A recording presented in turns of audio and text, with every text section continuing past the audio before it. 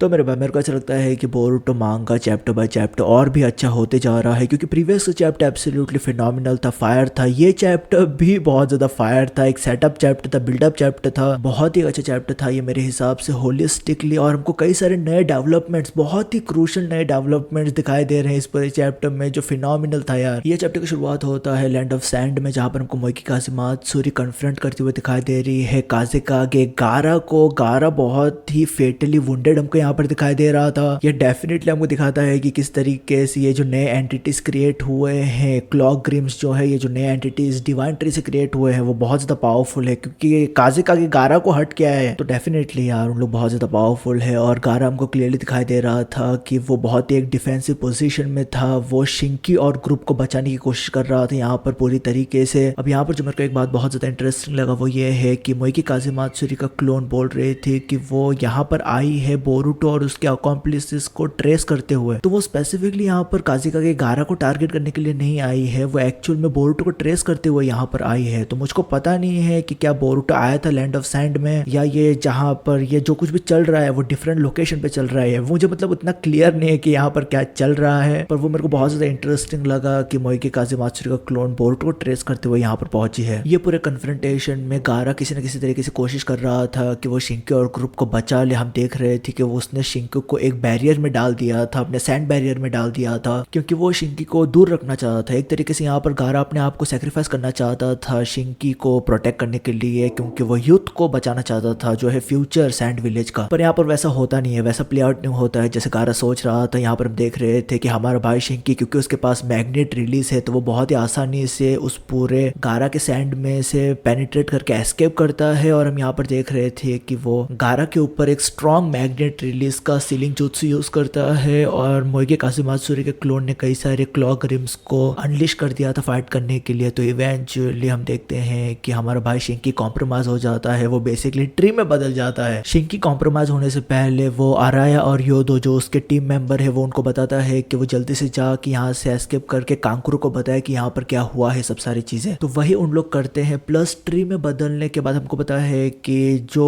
कोई भी ट्री में बदल रहा है वो मरता नहीं है, वो जिंदा ही रहता है। और हमको ये भी पता है कि उसके बाद हमको कोई एक नया बंदा दिखाई देता है जो बेसिकली ट्रांसफॉर्म होता है उस बंदे को एज अ बेस लेके, जो बंदा ट्री में बदला है। तो इस वजह से शिंकी का सीलिंग जुत्सु ट्री में बदलने के बाद वैसे का वैसा ही रहा है, क्योंकि शिंकी एक्चुअल में जिंदा है वहां पर। यहाँ से हम लोग कट करके जाते हैं कोनोहा विलेज में, जहाँ पर कांकुरो आया है और वो ब्रीफ कर रहा है शिकमारू को कि क्या क्या हुआ है लैंड ऑफ सैंड में। यहाँ पर जो कांकुरो का एक मेजर कंसर्न है इस पूरे सिचुएशन को लेके वो ये है कि अब हालांकि शिंकी ने सील कर दिया है हमारे भाई गारा को जो काज़ेकागे है, पर काज़ेकागे गारा बहुत ज्यादा हेवीली वुंडेड था और वो अभी तक उसी सीलिंग जुत्सु में है। अगर वो उसी स्थिति में रहेगा तो वो लॉन्ग टर्म में मर जाएगा, ठीक है, अगर कोई उसको ट्रीटमेंट नहीं करेगा तो इस वजह से यहाँ पर वो शिकमारू को पूछ रहा है कि क्या कुछ सोल्यूशन है, क्या कोई उपाय है कि कैसे बेसिकली शिंकी को रिवर्ट किया जाए, शिंकी कैसे ट्री से बाहर आ पाए, कैसे वो अपने नॉर्मल स्टेट में आ पाए, ताकि शिंकी फिर से अपना सीलिंग जुत्सु अनरिलीज करे और गारा को उन लोग बचा पाए। तो इसी का सोल्यूशन जानने के लिए यहाँ पर वो पूछ रहा था शिकमारू को। अब हमको पता है, हम लोगों ने प्रीवियस चैप्टर में देखा है कि जब बोरुटो फाइट कर रहा था हिदारी के अगेंस्ट, तब बोरुटो ने हरा दिया था हिदारी को और हम देख रहे थे कि हिदारी अल्टीमेटली एक लाइट बल्ब में बदल गया था। तो बोरुटो उस लाइट बल्ब को पकड़ के बोल रहा था कि वो किस तरीके से मास्टर सास्के को बचा सकता है। और उसी लाइट बल्ब को हमने देखा था कि जूरा रिट्रीव करके फिर से रिक्रिएट करता है हिदारी को। तो सोल्यूशन यही है कि जिसको बेस लेके ये एंटिटी क्रिएट हो रहे हैं उनको हराना पड़ता है, बाद में उन लोग किसी न किसी तरीके से रिवर्ट हो सकते हैं उस पूरे लाइट बल्ब के जरिए से, ठीक है, चाकरा बल्ब, जो कुछ भी उसका बोला जा रहा था प्रीवियस चैप्टर्स में। यहाँ से हम लोग कट करके जाते हैं जूरा के हाइड आउट पे और हमको यहाँ पर एक नया एंटिटी दिखाई दे रहा है जो बेस्ड है शिंकी के ऊपर। ये बंदा बहुत ज्यादा कूल लग रहा है, कैरेक्टर डिजाइन बहुत ज्यादा कूल है इस बंदे का। और ये बंदा एग्जिस्टेंस में आने के बाद ही तुरंत ही वो नोटिस करता है कोड को। कोड बहुत ही चालाकी से छुप के वो सब सारे लोगों की बातें सुन रहा था। शिंकी का क्लोन वो अपने मैग्नेट रिलीज के जरिए से वो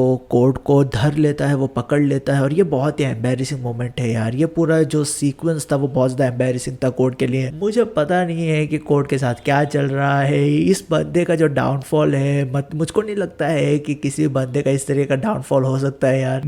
मैं थोड़ा क्लोज आ सकता हूँ मेरे भाई कोड के साथ, पर मुझे लगता है कि कोड मेरे से भी जीत जाएगा यार डाउनफॉल के मामले में। अब यहाँ पर कोड वो रेगुलर बकचोदी कर रहा था, वो जूरा को बोल रहा था किस तरीके से जूरा और ग्रुप को फोकस करना चाहिए ओत्सुत्सुकी को कंज्यूम करने के लिए लिए और इवेंचुअली चाक्रा फ्रूट बेयर करना चाहिए उनको, और वो चाक्रा फ्रूट बेयर करके कोड बोल रहा था कि वो उस चाक्रा फ्रूट को कंज्यूम करेगा क्योंकि वो राइटफुली सक्सीड करना चाहता है इशिकी ओत्सुत्सुकी को। हमको पता है कि किस तरीके का डिवोशन है, किस तरीके का रिलीजियस डिवोशन है हमारे भाई कोड का इशिकी ओत्सुत्सुकी की तरफ। तो वही यहाँ पर बकचोदी बड़बड़ करे जा रहा था यहाँ पर हमारा भाई कोड। अब यहाँ पर जूरा का रिस्पॉन्स काफी चिल था, वो काइंड ऑफ अप्रिशिएट कर रहा था कोड को कि कोड ने हेल्प किया है उनको एग्जिस्टेंस में आने के लिए, क्योंकि कोड ने अपने क्लॉमा की एबिलिटी की मदद से टेंटियस को फ्रैगमेंट कर दिया था डिफरेंट हिस्सों में, जिसकी वजह से ये काइंड ऑफ म्यूटेशन या ये जो हमको दिखाई दे रहे हैं जूरा और सब सारे लोग वो एग्जिस्टेंस में आ पाए। तो उसके लिए जूरा कोड को अप्रिशिएट करता है, but at the same time जूरा यहाँ पर काफी इंटरेस्टिंग बात बोलता है। वो बोलता है कि अगर मैं खुद अगर डिवाइन ट्री के चाक्रा फ्रूट को कंज्यूम करूंगा तो क्या होगा। तो हमको ये हमारे भाई जूरा का क्यूरियोसिटी साइड दिखाता है जो काफी ह्यूमन है मेरे हिसाब से। पर एक्चुअल में अगर हम सोचेंगे तो मतलब क्या होगा अगर एक्चुअल में सच में जूरा कंज्यूम करता है चाक्रा फ्रूट को, तो क्या होने वाला है। वो बहुत ही इंटरेस्टिंग रहेगा यार, क्या वो मतलब क्या बनेगा वो। कोड यहाँ पर एक टाइम पे जूरा के ऊपर अटैक करने जा रहा था, वो अपना क्लॉमा का एबिलिटी यूज करता है जूरा के ऊपर और वो हिट मारने ही जा रहा था जूरा के ऊपर, पर जूरा हमको पता है कि जूरा अखियों से गोली मारता है। उसने अपने आईज से मतलब बीम मारा यार, हमने देखा है प्रीवियसली भी देखा है कि वो शार्प शूटर है, उसने बोरुटो के ऊपर भी मारा था। तो वो कंप्लीटली हमारे भाई कोड का एक हाथ ही उड़ा देता है जो बहुत ही इंसेन था यहाँ पर। तो हमारे भाई का कोड का हाथ भी गायब हो गया, इज्जत तो गायब है ही, अभी हाथ भी गायब हो गया उसका। ठीक है, यहाँ पर इवेंचुअली जूरा और कोड के बीच में समझौता होता है जहाँ पर कोड बोरुटो और उसके एसोसिएट को मारेगा, जिसके बदले में जूरा चाक्रा फ्रूट हार्वेस्ट करके बेसिकली वो चाक्रा फ्रूट देगा कोड को। अब उसने बोला है यहाँ पर, मुझे नहीं लगता है कि वैसा वो करने वाला है, पर डेफिनेटली कोड जिस तरीके से बातें कर रहा था जब यहाँ पर से वो एग्जिट करता है, तब जिस तरीके से कोड बातें कर रहा था वो उसको सूट नहीं करता है यार। There is nothing to back that up. तो मेरे को लगता है कि भाई तेरे साथ कोड क्या चल रहा है, तेरी जिंदगी में क्या चल रहा है। जिंदगी झंड है फिर भी घमंड है। यहाँ पर हम लोग रियू जो बेसिकली नया एंटिटी क्रिएट हुआ है शिंकी के ऊपर बेस्ड है, ये रियू का मतलब होता है ग्रेन ऑफ सैंड, जो बहुत ही एक अच्छा नाम भी है, ये नाम दिया है जूरा ने इसको। तो वो हमको बोलते हुए दिखाई देता है कि उसका टारगेट है काजिका के गारा। वो बहुत ज्यादा ऑब्वियस सा था यहाँ पर। और अब क्योंकि रियू का टारगेट है काजिका के गारा, तो वो इवेंचुअली जाके काजिका के गारा को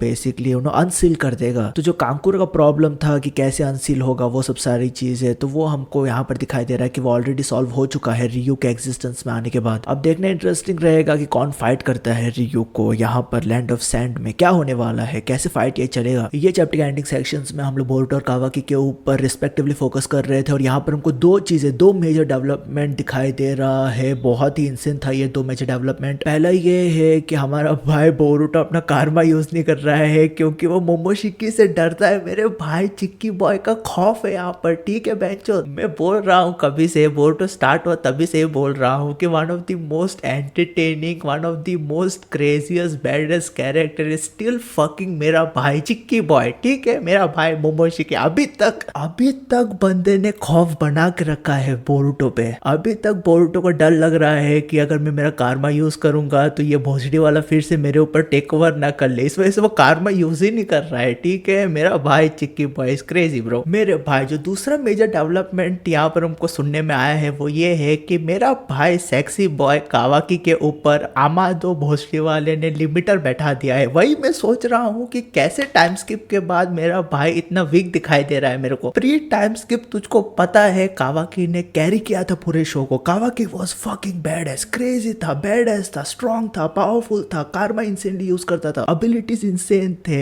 ऑरा डिफरेंट था। ठीक है, और हम देख रहे थे कि टाइम स्किप के बाद ऐसा लगा कि कावाकी मतलब बहुत ज्यादा पीछे रह गया बोरुटो से। ये कैसे हो, मेरे को मतलब समझ में नहीं आ रहा था। मेरे को ऐसा लगा कि बोरुटो सच में उतना स्ट्रांग हो गया है, क्रेजी स्ट्रांग हो गया है। काशिन कोजी ने हेल्प किया है बोरुटो को स्ट्रांग होने के लिए। काशिन कोजी को ऑलरेडी पता था अपने फ्यूचर साइड की वजह से, इस वजह से मे बी उसने बहुत अच्छा ट्रेन किया है बोरुटो को। वो सब सारी चीजें मेरे दिमाग में आया, पर फिर भी मेरे दिमाग में डाउट था कि कावाकी क्यों इतना वीक हमको दिखाई दे रहा है। भैंचोद मार पे मार खाए जा रहा है, थोड़ा काइंड ऑफ हमको दिखाई दे रहा था कि डिसरिस्पेक्टफुल भी था वो। पर यहाँ पर हमको पता चला है बोरुटो ने बोला है कि आमादो ने कुछ घपला किया है। ये मेरा भाई the great lighter says AKA Sutta man कुछ ना कुछ तो सुट्टा फूक के ये कुछ ना कुछ तो करते रहता है यार। मैंने इसके बारे में बताया है कि मुझे कभी भी पता नहीं रहता है कि ये बंदा क्या कर रहा है, क्या सोच रहा है। सुट्टा फूकता है, अपने दिमाग में कई सारी चीजें सोचता है और कांड कर देता है। तो यहाँ पर इसने कांड किया है। हमको पता है कि किस तरीके से कावाकी ने अपना कार्मा सील खो दिया था इश्क ओत्सुत्सुकी की रेजरेक्शन के बाद, क्योंकि वो एक काइंड ऑफ फंक्शन है कार्मा का कि वो डुप्लीकेशंस अवॉइड करने के लिए जो ऑलरेडी एग्जिस्टिंग कार्मा है उसको कंप्लीटली इरेज कर देता है। तो इस वजह से कावाकी का कार्मा गायब हो गया था। पर मेरे भाई आमादो ने यहाँ पर भी एक बहुत ही बड़ा कांड किया था। हमको पता है कि जब हमारे भाई कावाकी का हाथ उड़ गया था, वो हिमावरी को बचाने के लिए अपना हाथ सेक्रीफाइस करता है, तो उसके बाद आमादो ने एक काइंड ऑफ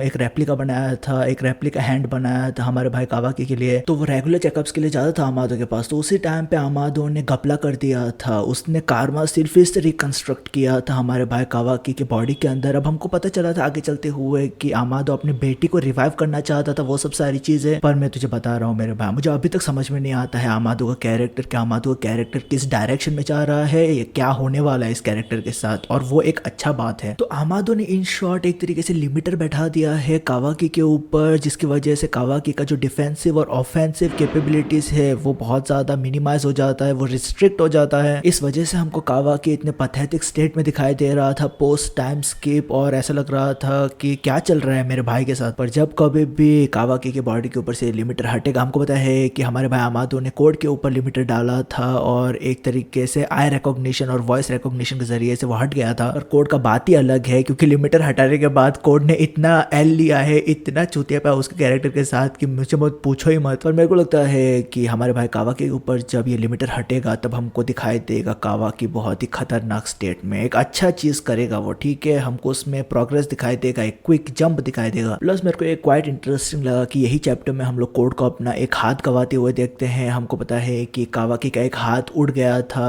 जिसके बाद आमादो ने रिकंस्ट्रक्ट किया था कार्मा उसके बॉडी के अंदर। कोड के ऊपर ऑलरेडी लिमिटर बैठाया गया था उसके एबिलिटीज को रिस्ट्रिक्ट करने के लिए। हमको पता है कि यहाँ पर अभी कावाकी के ऊपर आमादो ने लिमिटर्स बैठाया है। हमको पता है कि आमादो ने किस तरीके से एक्सपेरिमेंटेशन किया था कार्मा का बोथ कोड और हमारे भाई कावाकी के ऊपर। तो वहां पर बहुत ही एक बड़ा हिस्ट्री है कोड और कावाकी के बीच में, वो बहुत ही एक इंटरेस्टिंग हिस्ट्री है। मैं देखना चाहता हूँ कि ये हिस्ट्री का क्या लास्ट में कंक्लूजन हुआ, कैसे ये डेवलप होगा। अगर ये डेवलप होता है साइड बाय साइड, मुझे पता नहीं यार, पर ये इंटरेस्टिंग था। ये मतलब जो कनेक्शन था बहुत ही अच्छी तरीके से स्ट्रक्चर किया है इस पूरे चैप्टर में। तो ये चैप्टर के अंत में बोरुटो और कावाकी रिकॉग्नाइज करते हैं कि उनको उनके डिफरेंसेस को साइड में रख के पहले के जो डिवाइन ट्रिक एंटिटीज क्रिएट हुए हैं उनको हैंडल करना पड़ेगा। बाद में उन लोग उनका डिफरेंसेस के ऊपर देख सकते हैं जो कुछ भी करना है वो। तो एक तरीके से हम लोग अंत में देख रहे थे कि बोरुटो और कावाकी साथ में आ गए हैं कॉमन एनिमी को हराने के लिए। बहुत ही एक ओल्ड फैशन और टिपिकल स्टाइल में, कॉन्फ्लिक्ट रेजोल्यूशन का टिपिकल स्टाइल है। तो मेरे भाई ये सब सारी चीज चल रहा था ये चैप्टर में। तो मुझे याद रखा भाई, वी आर